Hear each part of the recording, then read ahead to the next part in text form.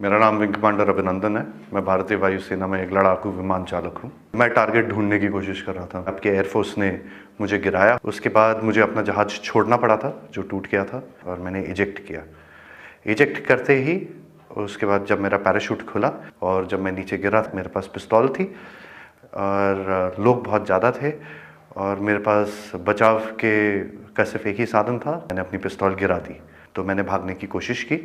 मेरे पीछे लोग आए थे, उनका जोश काफ़ी ऊंचा था। उसी समय पाकिस्तानी आर्मी के 2 जवान आए एंड उन्होंने मुझे बचाया वहाँ से। पाकिस्तानी आर्मी के एक कप्तान थे, वो आए, उन्होंने मुझे इन लोगों से बचाया, मुझे और कुछ होने नहीं दिया।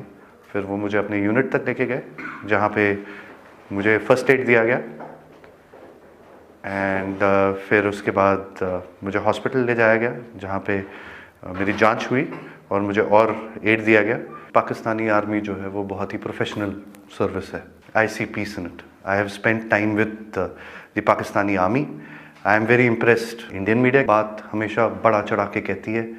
जो छोटी सी चीज़ होती है उसका बहुत ही उसको इतना आग लगा के, इतनी मिर्च लगा के बोलते हैं वो, उसमें लोग बहकावे में आ जाते हैं।